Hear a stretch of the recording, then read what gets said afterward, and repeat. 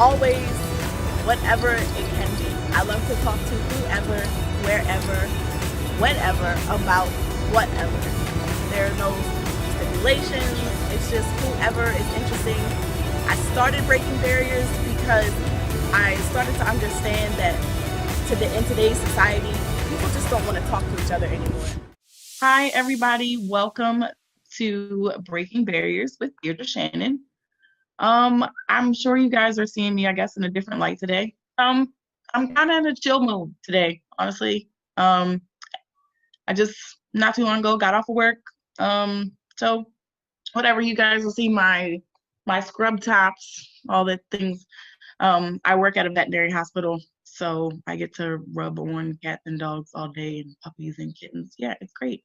Anyways, I just want to say, hey, what's up? See how you guys are doing. I know that last week I spoke to you briefly about Aunt Jemima, and I was saying that, like, I'm been pretty open with you guys. I tell you all the time, like, there's a lot I don't know, there's a lot of stuff I haven't experienced, and that I'm struggling. I'm struggling with what's going on in the world. I'm struggling with this whole, Black Lives Matter movement. Not that I'm not in support of Black lives, clearly, but I'm on the fence about a lot of things because I have grown up so much differently than other people, and I've seen Black and white people in a much different light, a different perspective. So, I'm struggling. So, but anyways, I said I was going to talk about some things in the sense of, like, if I'm going to talk about things, it's going to force me to do some more research on the things that I'm talking about, because I don't want to be ignorant. And I feel like ignorance is the biggest part,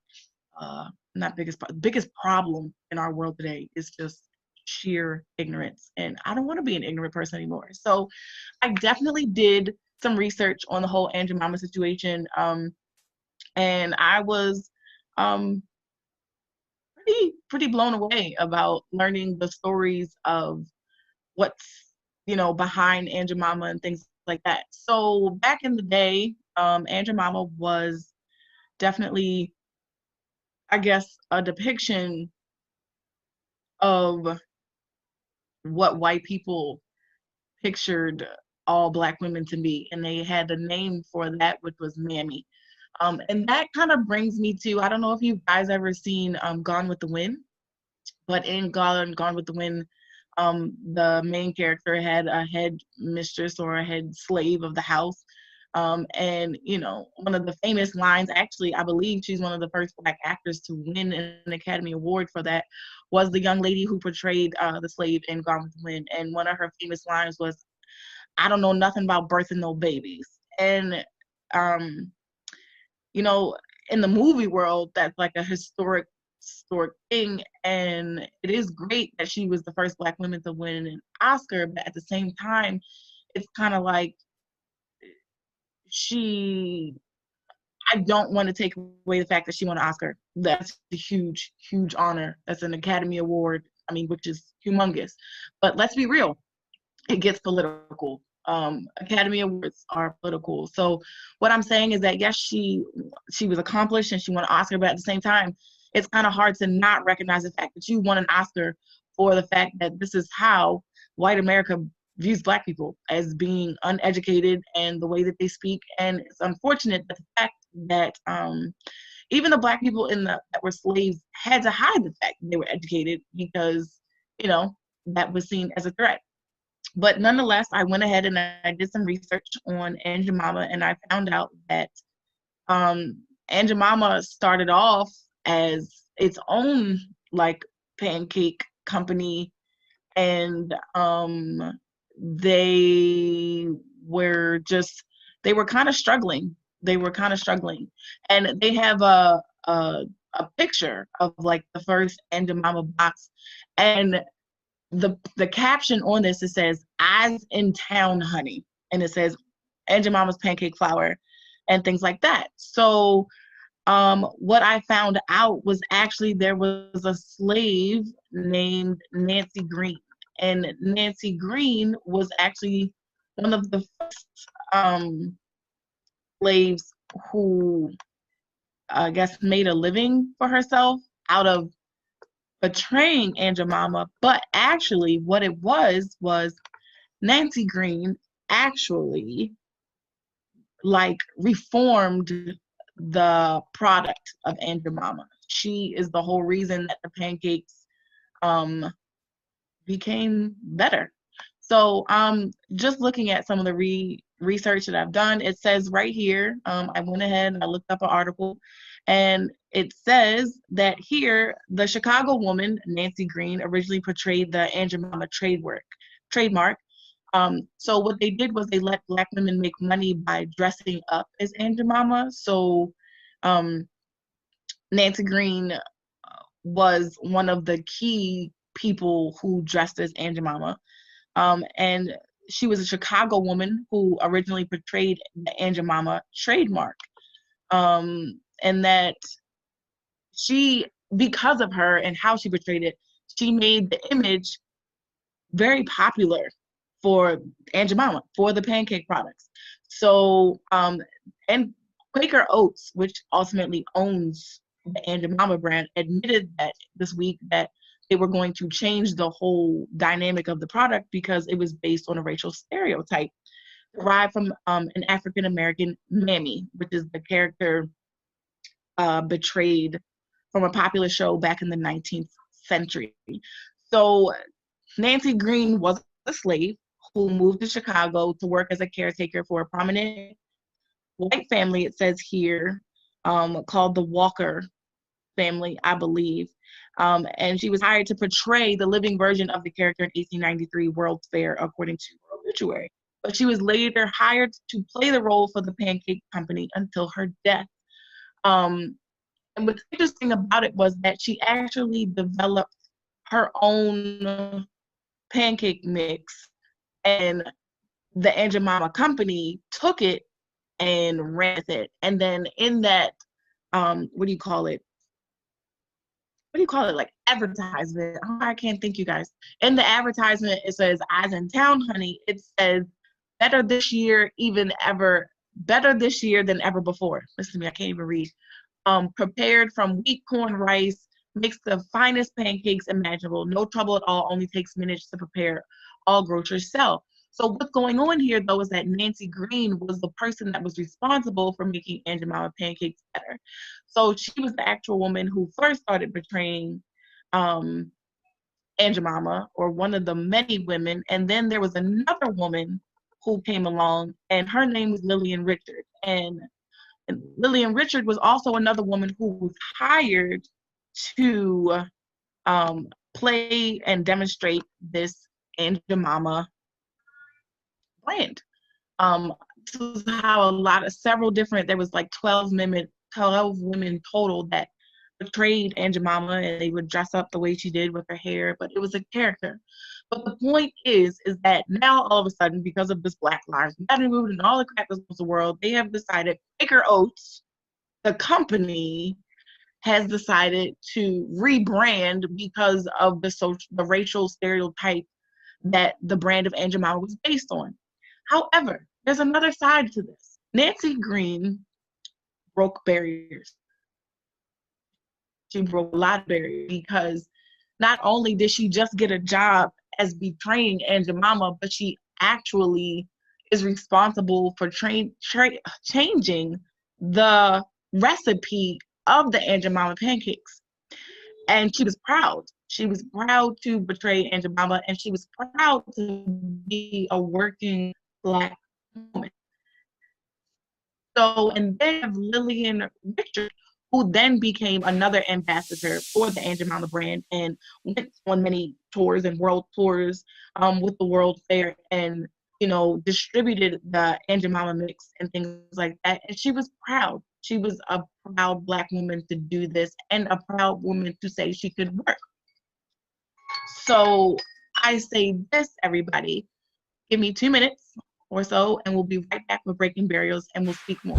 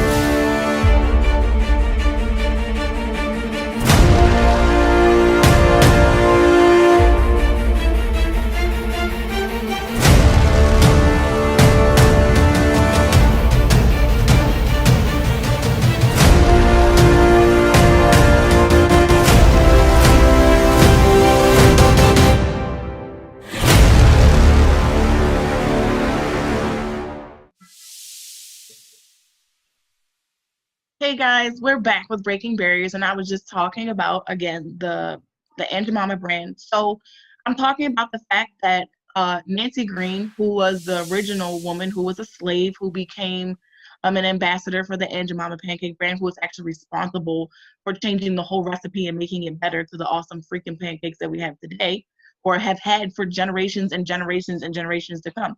My whole life, my entire life, like I know I don't look it, guys. I mean, I look pretty good for my age, but I'm 35. So from my 35 years, Aunt Jemima pancakes have been around. So this tells me even for my mother's whole life, my mother's 60, she has had Aunt Jemima pancakes. So this woman who probably was told she would never make anything of herself is the whole reason behind the Aunt Jemima brand. She took on proudly of wearing the headscarf and how Aunt Jemima was portrayed. And if you think about it, it represents the caretakers. If you think about it, if you think about back to slave days and all this type of stuff, who was taking care of the children? Who was taking care of the wife in the house? Who was taking care of the husband? Whatever he decided that would have been. And then leaving the white homes and then going and taking care of their own families. That was Black women. Black women. Black women were wet nurses. We can get into that later, but nursing white women's children because they didn't want to deal with it so they could get their figures back. Cooking, cleaning, raising the children that they had been nursed. And if you think about it, how this Black Lives Matter movement has supposed to come along and created a change, things are changing. Things are definitely changing. But now it's to the point where it's like, with this change, with this movement, which is supposed to be something good, I'm not saying that it isn't. I'm saying we have now erased or are erasing the legacy of two women who were proud of what they did in life. They were proud of the barriers that they broke as Black women, leading a life that they never thought they would. Nancy Green was a slave who became a person who changed an entire company's recipe. And even though she had to walk around as Aunt Jemima, she was the reason why the pancakes tasted so good. She was the reason why everybody got to experience the new recipe. And then for Lillian Richard to come along, to be proud that she was able to go from where she came from, which is, I believe, in Hawkins, Texas, and she was able to go to Dallas and to get a job as a young Black woman and to support herself and to be able to travel around the world as a Black woman and be able to support and leave a legacy for her family. The Richards family is proud that Aunt Lillian portrayed Aunt Jemima. And so it's interesting because here in this article, the niece of Lillian Richard had something I thought was fantastic. Her name is Vera Harris. Lillian Richard's niece supports the decision and the Black Lives movement about Aunt Jemima. That Aunt Jemima represents a part of history for her family in the town of Hawkins, Texas. But she said, erasing my Aunt Lillian Richard would erase a part of our history, says Harris, who serves as a family historian for the Richard family of Hawkins. All of the people in my family are happy and proud Aunt Lillian and what she accomplished. So she said, you know,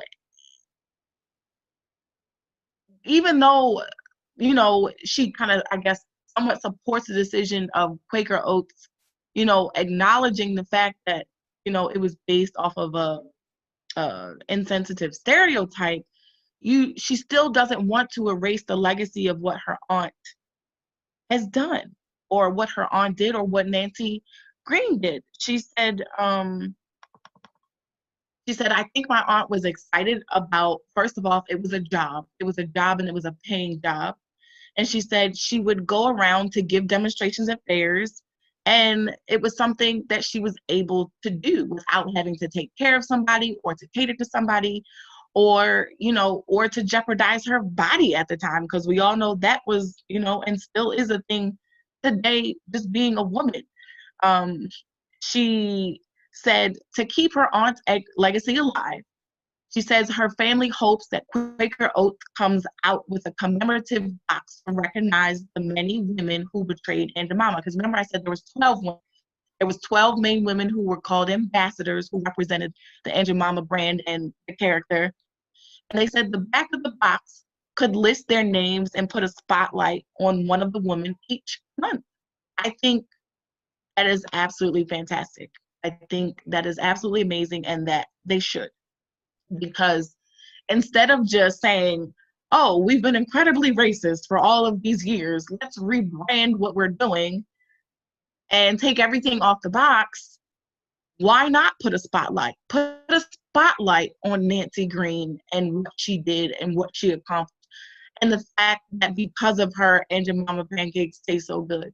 Put a spotlight on the fact that this was Lillian Richards' job that was paying and supporting her and showing the generations of children and relatives that she was being raised around or help raising or influencing raising or even, leaving a gift to little Black girls today. She got out there and she was able to support herself and she was able to travel the world while she did it. I mean, that if that's not breaking barriers, I don't know what is. And I think that with all of this Black Lives movement, Black Lives Matter and this movement and everything like that, don't erase what we have actually accomplished. So, because now it's going into like sensitivity, kind of like the dare I say it, Me Too movement. Because like, if you think about it, if we keep going in the direction that we're going, guys, like stand-up comedians will never have a job again. Not if everything they say is going to offend everybody, and that's what is going on. Like, HR and corporations have been having field days for the past couple of years with the Me Too movement and now the Black Lives Matter and the LGBTQ community. Like, it's crazy. It's nobody is saying that these people shouldn't feel respected. That's not what I'm saying. But I'm also saying that we're supposed to be a country of freedom of speech. That's what we're supposed to be based off of. But it's getting more and more and more that we can't say anything that we want to say. So we'll be right back with Breaking Barriers.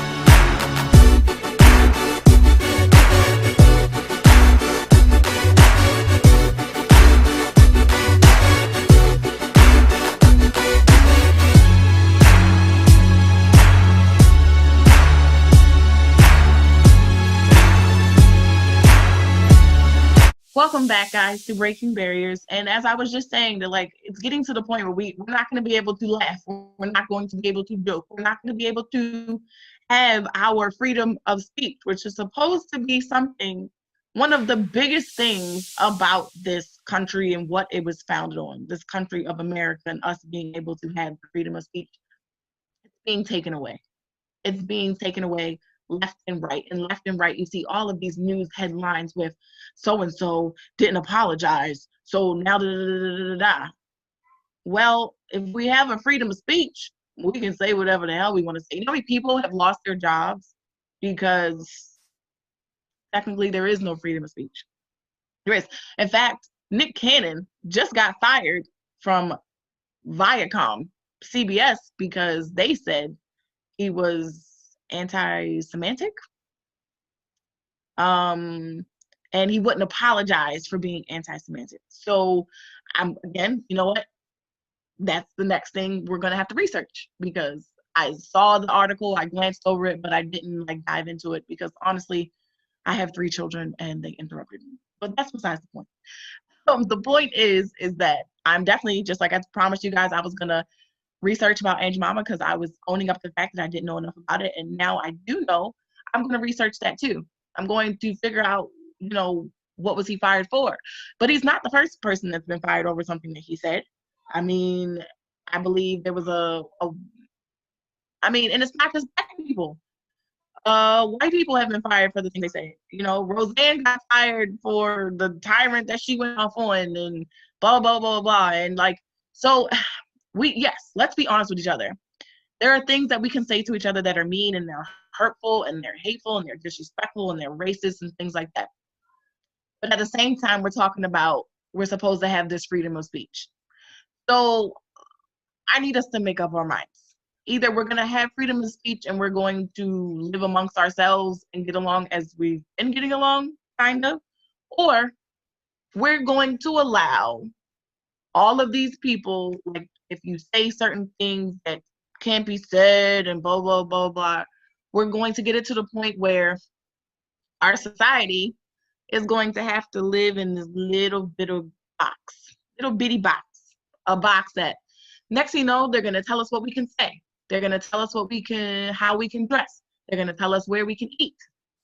I mean, it's already starting. If you think about it, with all of this coronavirus thing, 25% of the restaurants in America have closed permanently.